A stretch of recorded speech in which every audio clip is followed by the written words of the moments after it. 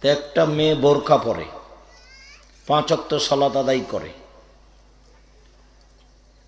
আমরা জানি যে ও পর্দা করে, কিন্তু তার আবার প্রেম প্রীতির গল্পও আছে, দেবর ভাসুরের সাথে তার কথাও আছে, ভগ্নিপতির সাথে তার কথাও আছে।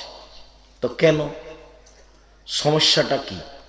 সালাত তো আদায় করে, সালাত আদায় করে এ কথা ঠিক, রমজান মাসে রোজা থাকে এই কথা ঠিক, কিন্তু ঈমান কম। আসলে পাপকে ঠেকানো যায় কি দিয়ে? ঈমান দিয়ে। তো ঈমান যত বেশি হবে পাপ তত কম হবে, আর ঈমান যত কম হবে পাপ তত বেশি হবে। আমি আব্দুর রাজ্জাক বিন ইউসুফ, আমার জীবনে কোনো দিন আমার গতিবিধি স্বভাব থেকে আমি পরিবর্তন হইনি। আমার জীবনে আমি কোনো দিন মাযহাব নিয়ে কথা বলি না।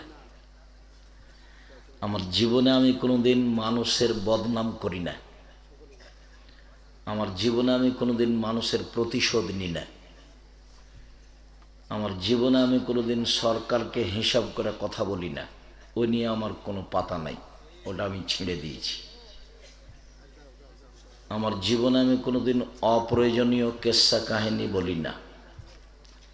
অতএব আপনাকে আমি অনুরোধ জানাই যে আপনি খুব ভদ্রতা বজায় রেখে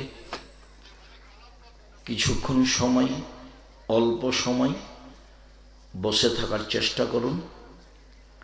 আমরা আমাদের আলোচনা তাড়াতাড়ি শেষ করে যাব, আমাদের পথ অনেক আছে। সম্মানিত দিনী ভাই বোন, বলছিলাম যে সবচেয়ে বড় ঈমান হলো, সবচেয়ে ছোট ঈমান হলো, কথা শেষ। তো আল্লাহ রসুল আর একটা বাক্যর মধ্যে ঢুকিয়ে দিলেন, ওলা হাই মিনাল ঈমান, লজ্জা ঈমানের অংশ। এটা তো দরকার ছিল না। সবচেয়ে বড়টা হলো, সবচেয়ে ছোটটাও হলো। এখন তো উনি 70-এরও অধিক সিরিয়াল দিচ্ছেন না, খালি বললেন সবচেয়ে বড় আর সবচেয়ে ছোট। তা আর একটা বলছেন কেন? আর একটা বলছেন এই জন্য যে এ দিয়ে মানুষ দুনিয়াবি যত সুবিধা ভোগ করতে পারবে আর যত অন্যায় থেকে বেঁচে থাকবে, আর কোনো ঈমানের শাখা দিয়ে বেঁচে থাকতে পারবে না। সেটার নাম হলো লজ্জা। তা আমরা এখানে কথা বলি দোকানে আড্ডা পিটে কেন? লজ্জা নাই সেই জন্য। আমরা এখানে কথা বলছি আর একজন মোবাইলে প্রেমের গল্প করছে কেন? লজ্জা নাই সেই জন্য। আমরা এখানে কথা বলছি কোরআন হাদিসের, আর একজন নিজেকে নিয়ে ব্যস্ত কেন? লজ্জা নাই সেই জন্য।